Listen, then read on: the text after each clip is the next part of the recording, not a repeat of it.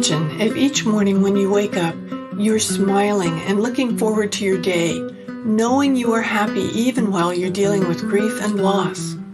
The Grief and Happiness podcast inspires, comforts, and supports you with each new episode. I'm Emily Zero-Threat, welcoming you to explore with me your life of endless possibilities.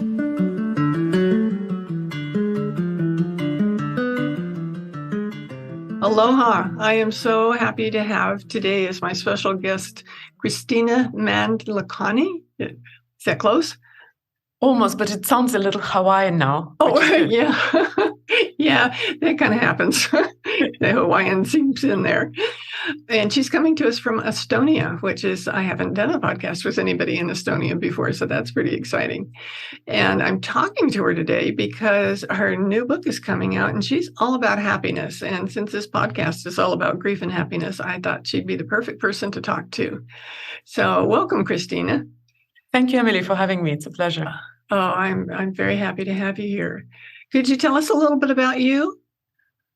I'm, yes, in very short version, I'm a co-founder of Mindvalley, so entrepreneur in personal growth and transformation industry.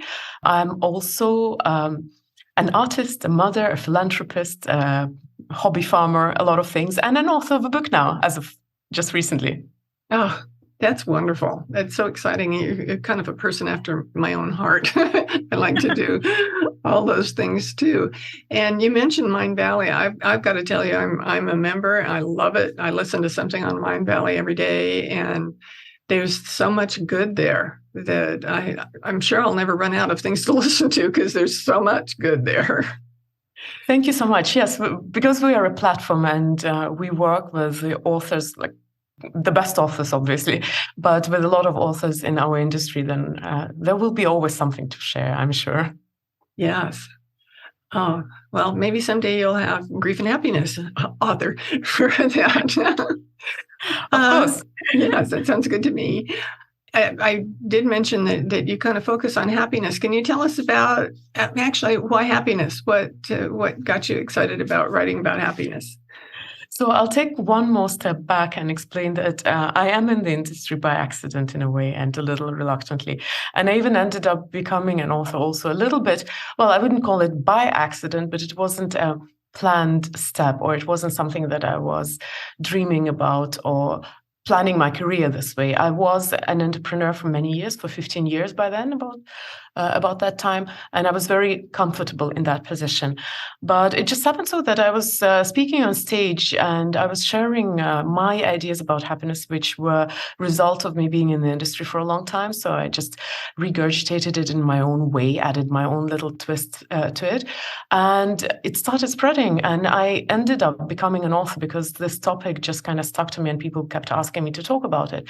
But to be fair, I actually have moved a little bit deeper into one aspect of happiness, into relationship with yourself, because I truly believe that one of the very crucial elements of learning to be happy is learning to be at peace with yourself, to love and accept yourself the way you are. So that has become my true passion, and my deepest work is in that sphere. But it all started with happiness.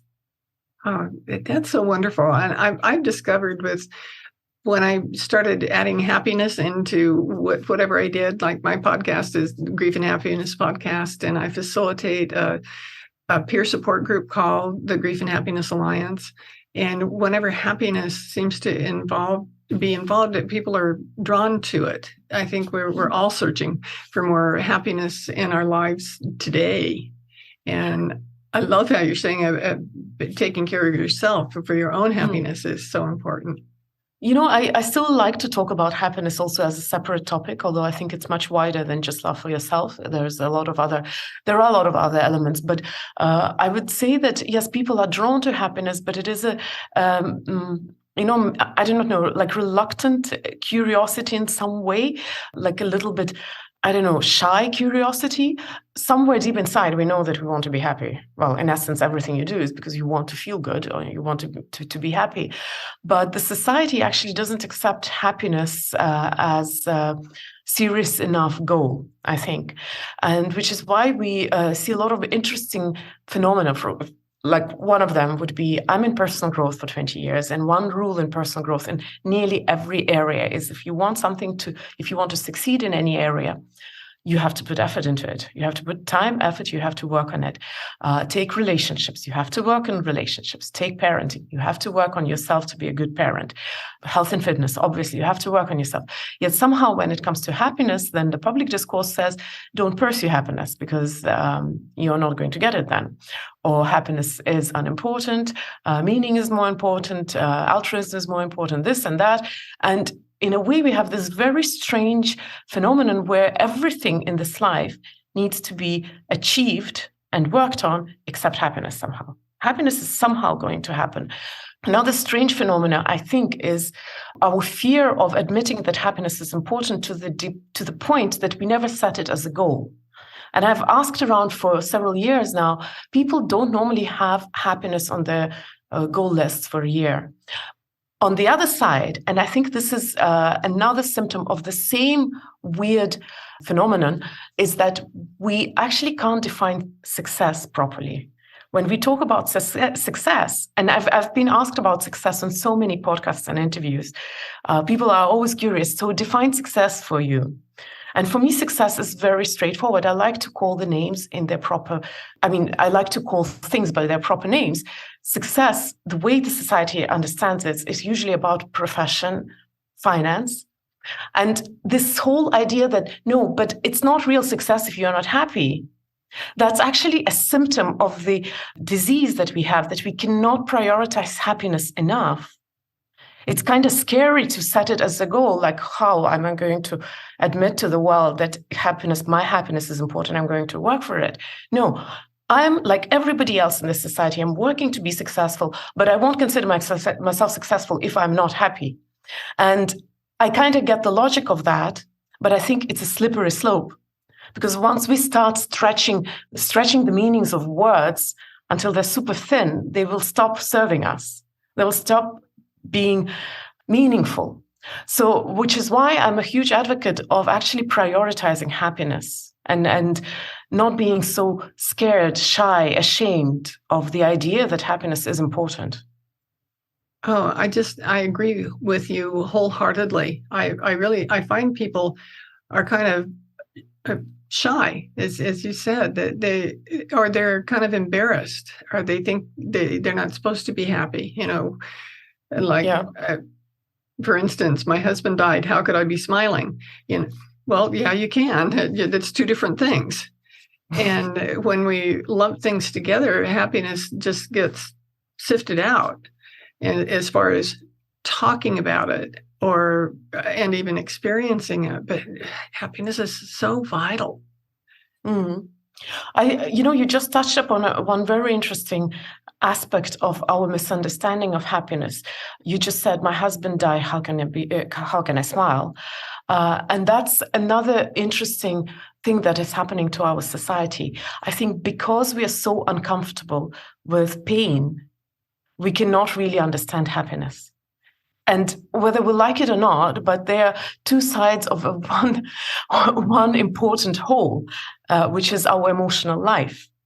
And yes, if we try to close our eyes on pain and talk about happiness without that aspect, then it is going to be very one-sided and unhealthy. But that's another interesting result. Happiness is suffering because we humans are uncomfortable with pain. No, yeah. There you go. Yeah, I see that. That's really good. I know I have often said and have been kind of questioned for that I'm happier now than I ever have been. And I believe that I'm happy for me because that's what I focus on. I think what you get is what you focus on. And it's okay to be dealing with any kind of loss and still find things to be happy about. You can still look up and see a rainbow and be happy. That doesn't mean that you're experiencing your loss any less. Mm. When I talked about happiness, well, I still talk about happiness. When I talk about happiness, I usually want to encourage people to define happiness. And I've been so curious about this topic, and so many people have opinions. And happiness is this one word, which is, I call it a buzzword. It's very loaded and it has a huge baggage. And we assume that we all understand it the same way. So we talk about happiness. We can talk to 5, 10 people, and we might be talking about 5 or 10 different things without realizing that, because we're using the same word, happiness. And as I said, this tendency to stretch the words until they're so thin that they stop serving us is not helping. So in my teaching, I try to approach happiness as a state rather than emotion. And emotions, of course, are part of the teachings. But if you take happiness more as a state rather than as an emotion, then it becomes a little more tangible, because emotions are fluid by nature. They change. They change as you express them, as you feel them, as you process them, they change. States are not like that. And here I noticed another interesting thing.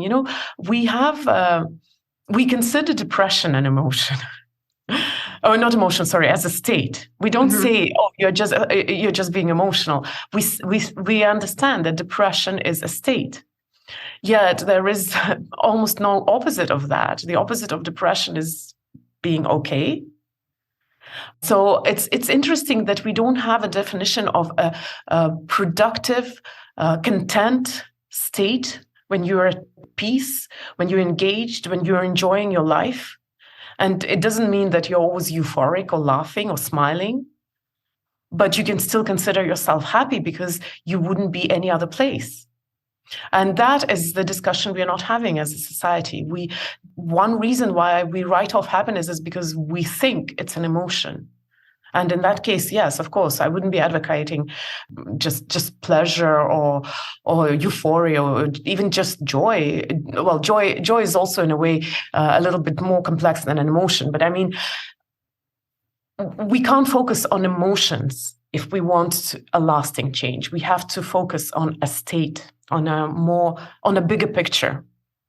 That makes such perfect sense. I just think it would be wonderful to have more conversations about this in our society, because it's silly for us to dodge happiness. I just am not sure I will ever understand why there's so much guilt around it, because that's just why. It's good to be happy.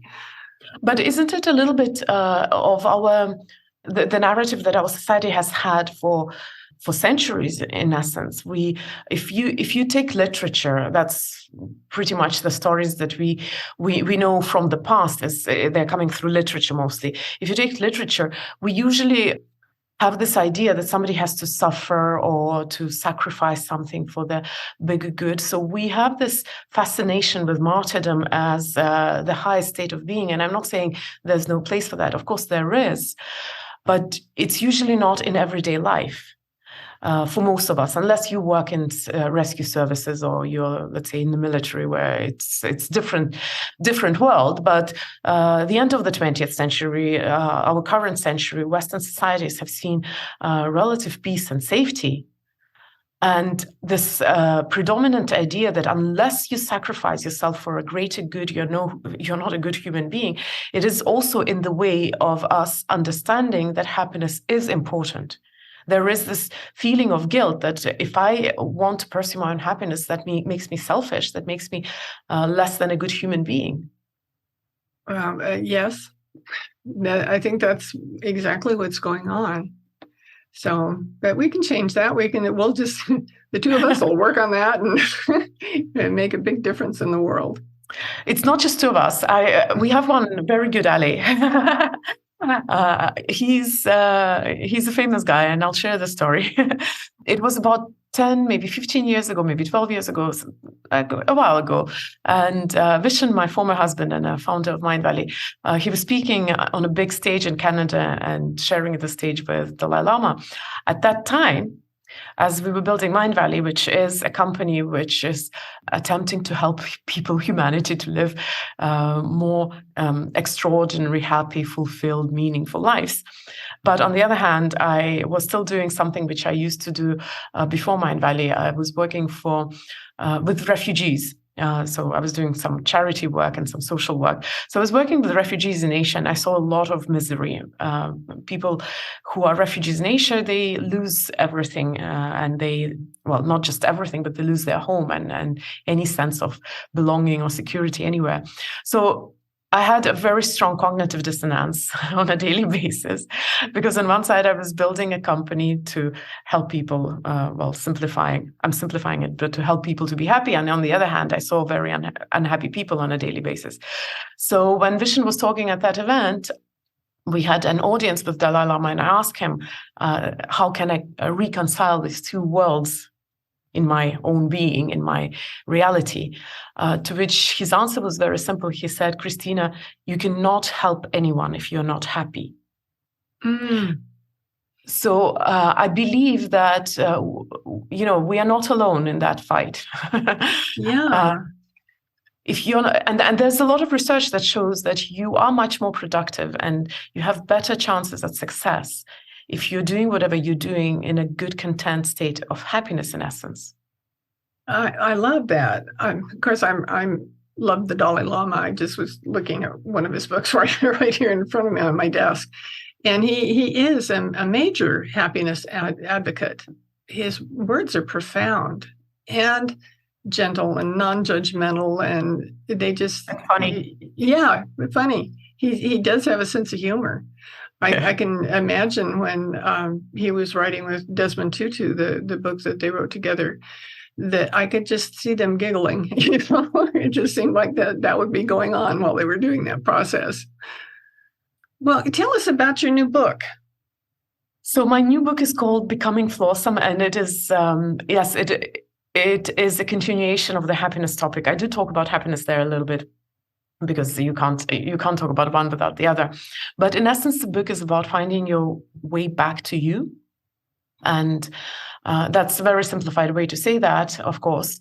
But it is a book about learning to understand and see yourself clearly, to get to know yourself properly, to actually recognize and accept not just the things that we like to show about ourselves, but also to recognize that all of us have our little dragons in the basement, our flaws, our scratches and dents, which we accumulate throughout life.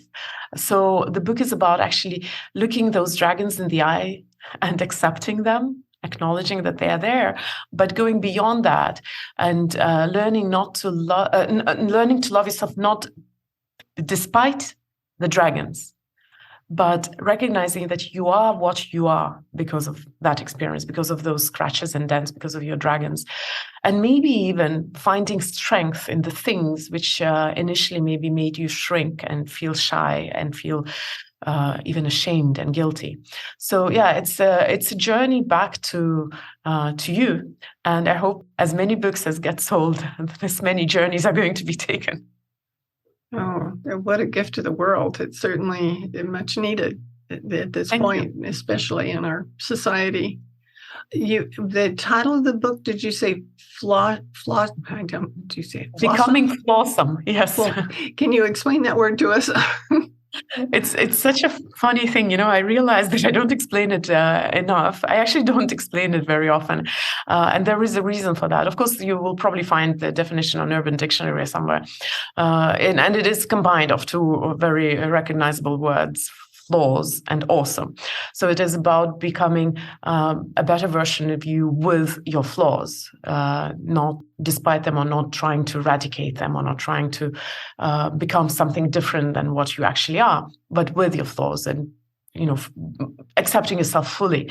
But the reason why I don't define the word flawesome very often is because I think that in our society, we're becoming a little bit dogmatic in a lot of areas, and especially in personal growth and transformation. We tell people how they are to be happy, how they are to be successful, how they are to be healthy and whatnot. We tell all those things how you are supposed to be. But when it comes to being yourself, being authentic, or being flawesome, I'm not the judge of what it means to be flawesome for you or for any of the listeners, because it's a personal journey and the destination is very unique to each person who takes that journey. And you're the only person who can define what it really means to be flawesome for you, because what is a flaw for you might be not a big deal for me. And what is my flaw might be a deal breaker for you, something to actually really eradicate. So it's a journey and it's a decision of every single human being. And I also believe that we have so many answers inside of us, which we sometimes don't dare to hear, to listen, to acknowledge, to go for. And we keep looking for someone to give us the permission, to show us the way, to give us the right answers. But it's all inside, if you just dare. Yeah, you got to pay attention and see it. Well, you mentioned two words, and now I'm trying to remember what they were. I should have written them down as you were going along. I think you mentioned fear. Did you say fear?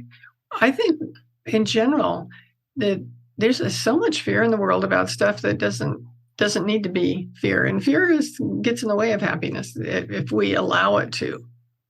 So I don't talk about fear per se. I talk about courage in my book, because to find your way back to you need three, I would call them qualities.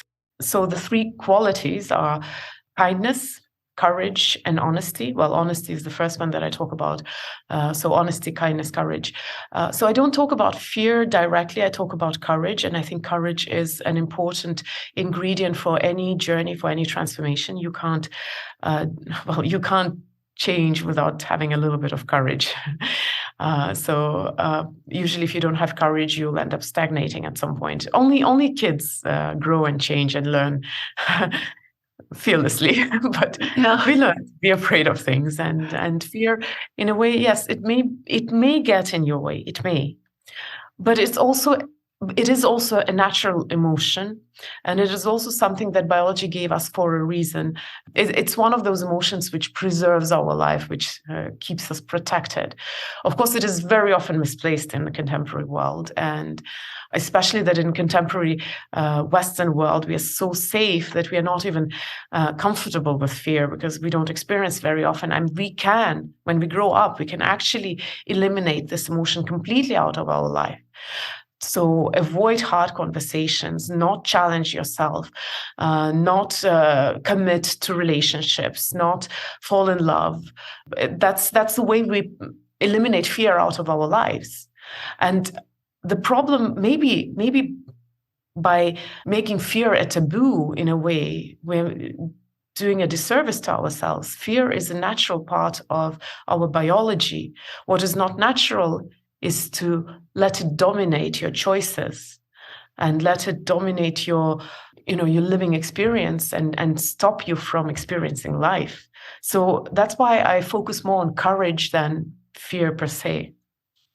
Yeah, I think that's absolutely perfect, because I believe it's a lot easier to be happy if you're focusing on the positive, and when you let the negative dominate, and a lot of times it's not true. If we can just look at things and see what's true. I had terrible vision as a child, and as such had a hard time in school because I wasn't seeing what everybody else was seeing. I couldn't figure out what they were talking about.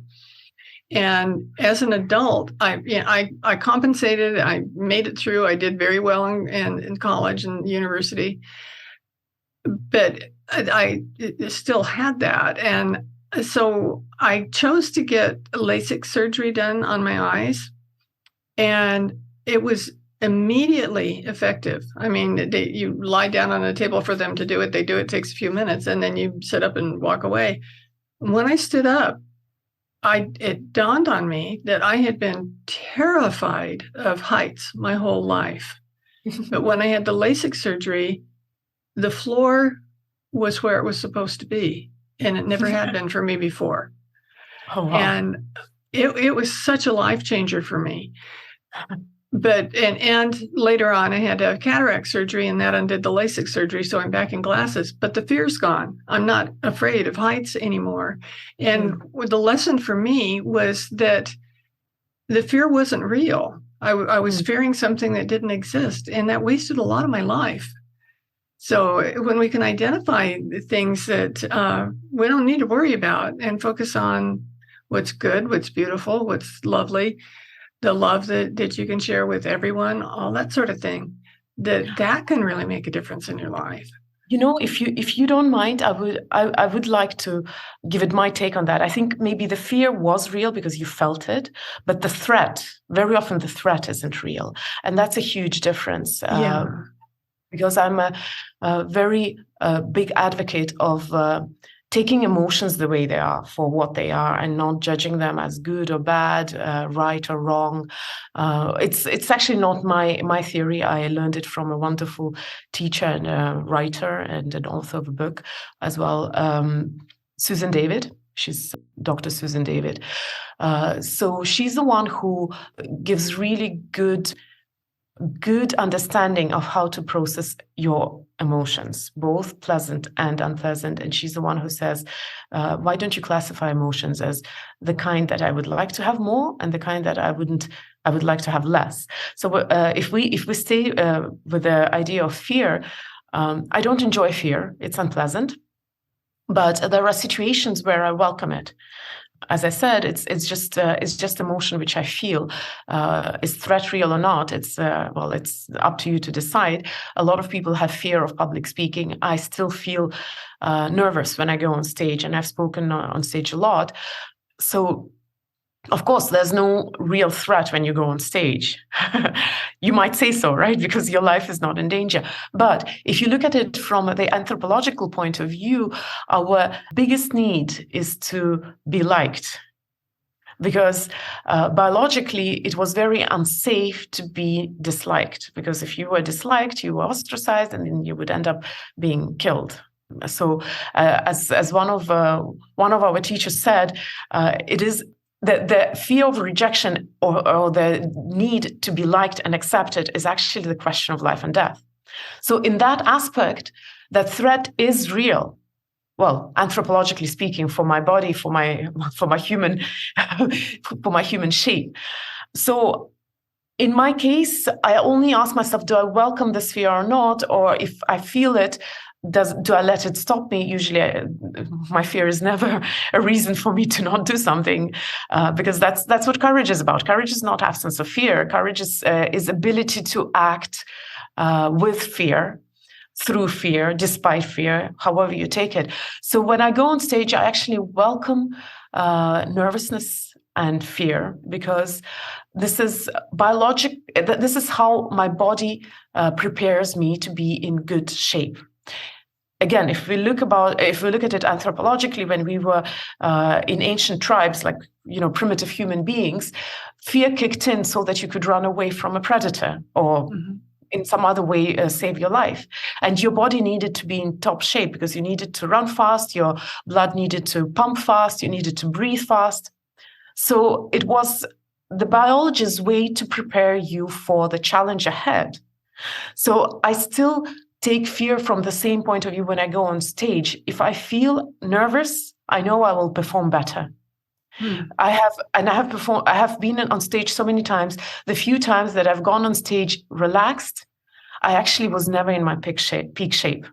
So in that aspect, I welcome fear. But when I go to a dentist, I don't like being afraid of a dentist. No. That's not helpful. No. Wow, so much to think about. It's just fascinating talking to you. I'm really looking forward to reading your book. Thank you. That's going to be quite wonderful. What else would you like to tell us? I would say, I will just repeat what Dalai Lama said. You can't help anyone if you're not happy. So it is a very responsible goal to have. I actually wrote that down. I hadn't heard that quote before, and I really like that a lot. I don't think it's on Quote Wiki or whatever it's called, Wiki Quote, because he said it to me. Yeah. Yeah. Well, that's a good way to hear it firsthand. So we know he really did say it. That's so cool. Well, I appreciate you being here so much today. I'm sure that after listening to you, that people are going to just really want to read your book. I know I am, because I do focus on happiness, and the more you immerse yourself with something, the easier it is for you to practice whatever it is. So I say read good books that are happy books. And when you, I know when my husband Jacques got to the point, it was back when we didn't have all the Netflix and that sort of thing, and he couldn't do much, and he was frustrated. And so he would watch TV, and he'd never been a TV watcher, but we decided we would only watch things that were uplifting, that would be happy or make us smile or make us feel good. And it wasn't easy to find that sort of thing on TV at that time. Now it's a little easier to search. But yeah. I know it made a difference, because if you're watching things that are negative and sad and violent, and you can't be happy. So it's immersing yourself in what's good, and immersing yourself in a book like yours, where you can actually think about what's important in life is taking care of you and making you be able to have the very best life that you can have. And that comes along with happiness. I would say that loving yourself is absolutely necessary if you want to be happy. You cannot be happy if you don't love yourself and accept yourself and at peace with yourself, because it is absolutely impossible. But if you love yourself, there's no guarantee you will be happy, but at least you will be at peace with yourself. So it is this causality goes one way, but if you talk about happiness, self-love is definitely an important ingredient. Oh yeah, it sure is. Well, I will have for our listeners the links to everything to do with Kristina, and it will be a pleasure to see lots of people get so much from your book. It just feels so good that you can make the difference in a world, like by doing a book and knowing that when people read it, they're gonna be able to easily or more easily change in a way that's going to support them and make their life that much better. I do hope so. I've written the book because it's my mission to spread my message. I believe in my message. I believe in my book, and I want to share what I have with the world. Are people going to take this journey or not? That's up to people, of course, up to every reader. So I cannot take people's journeys for them, but I can be there with them as they go and find themselves. Yeah, and sometimes it just takes a little inspiration for those people who would like to find themselves. And when they say, oh, wow, it is possible. I can feel better. I can do better. And that's the kind of help that you're giving to the world. So that's wonderful. Thank you so much. Okay, thank you. And to my listeners, I'll look forward to seeing you again next week. And I'm so grateful to Kristina for being here. Thank you. Thank you, Emily, for having me. Aloha. Do you want more comfort, support, and happiness? Join the Grief and Happiness Alliance. Visit my website at lovingandlivingyourwaythroughgrief.com and read my book, Loving and Living Your Way Through Grief. Be sure to subscribe to our podcast, rate it, review it, and binge on all our episodes on grief and happiness. I can't wait to welcome you back to another episode